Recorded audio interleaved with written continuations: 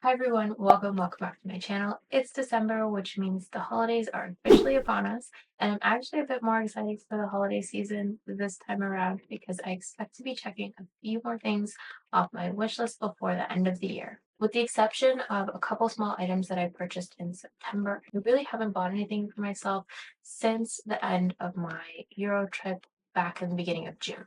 So it's been a while. And kind of as a reward for my self-restraint, I do plan on gifting myself a couple of things for the holidays. Now, my actual wish list is quite long and, to be honest, very unrealistic. So what I did when thinking about a holiday wish list was just condense my actual wish list to prioritize some of the items that I'm most eager to get my hands on. I realize now that the holiday wish list is all jewelry, but I think that kind of makes sense because over the last year and a half, I've really purchased a lot of leather goods, so I think I'm just kind of naturally balancing it out a bit. Anyway, what I thought I'd do today is share all the items on my holiday wish list with you guys and kind of get your opinions on them. So I guess let's get into it. So I'm not presenting these in any particular order, but the first items on my list are from a brand called Idyl or Idyl. I'm not sure what the preferred pronunciation is, but I hear Idyl a lot, so we'll stick with that. Anyway, I've seen this brand around a lot on YouTube, and having learned a bit more about them myself, I really admire their mission statement and appreciate how their pieces are made. So I'm really interested in trying some of them out. There are a few pieces that I'm particularly interested in starting out with personally. So for me, I'm not really a huge necklace person. I love rings and bracelets, but for the first time, a brand has actually made me want to add necklaces to my collection. So the first bridal piece on my holiday wish list is the Lena necklace, which is essentially a gold chain with the Lena pendant, I guess you could call it. And the pendant itself is essentially just a trail of six diamonds set in gold. I think it's just really pretty. It's very simple but elegant, and I feel like it's something that you can wear like every day, but also kind of dress it up a bit. I definitely think it's really versatile. Another idol necklace that I'd love to try is called the Ada necklace. It's the same, gold chain, but with the Ada pendant instead. Now, if you're not familiar with idol jewelry, the collection is based on the concept of modularity. So their pieces can be interchanged, combined, kind of mixed and matched, which I think is really cool. So essentially, that would mean that if I were to purchase the Lena necklace, I could actually just go ahead and purchase the Ada pendant and then switch it out with the Lena pendant and use the same chain. And that would be kind of like having a completely different necklace, but without having to buy two of the same chain. Now, another piece that I've wanted from Idol for months is the Power Cup, which is essentially a diamond ear cuff.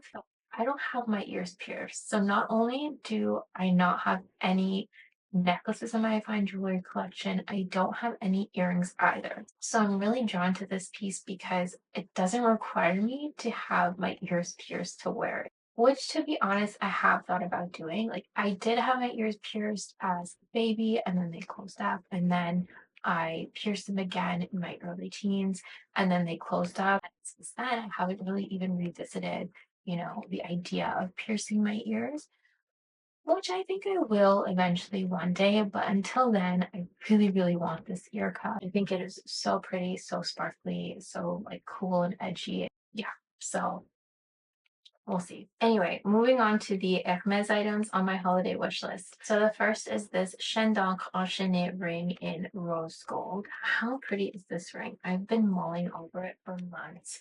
I just think it's like so pretty, a little edgy, but still feminine.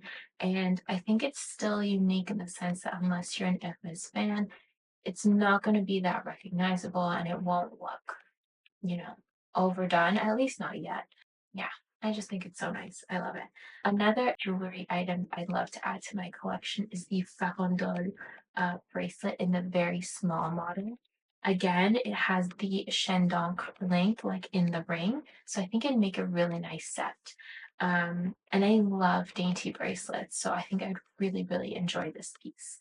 The only issue that I have with both of these pieces is that they're in rose gold, and I don't believe that they're available at all in yellow gold or that they will be made available in yellow gold anytime soon. I have heard other people talk about, potentially custom ordering jewelry pieces in yellow gold, but you know, I don't know if that would be an option for me. I'm not a VIP client at Hermès, so you know, uh, and although I do prefer yellow gold, I've watched videos of these items and I've noticed that they don't look too pink or rosy. So if they could complement my other yellow gold pieces, then I don't really think I'd mind buying them in rose gold, especially if what I've heard is true that Hermes rose gold tends to fade over time. So next up is Cartier. I don't have any Cartier pieces, so these would be my first. But I do have ideas of what I'd like to start out with. So the first is obviously the iconic love ring. I think personally, though, I would go for the small size because I've seen both the small and the regular size in person, and the regular size is just way too big for my hand. Another Cartier ring that I would really love to try is the Justin Clou. And again, in the small size because the big size, well, the regular size is just, it's a little bit too big and overbearing for me. But we'll see, both of them very strong contenders this year. And I've been thinking about getting them for a really, really long time. I've just been holding off. Finally, there are a couple pieces from Tiffany that I've been eyeing.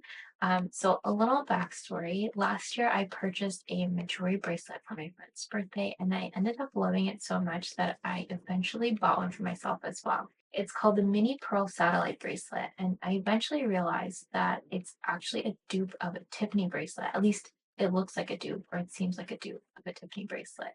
And the Tiffany bracelet I'm talking about is the Elsa Peretti Pearls by the Yard bracelet. And ever since I saw this bracelet, I've been obsessed with it. And it's not like a Tiffany versus Midori thing.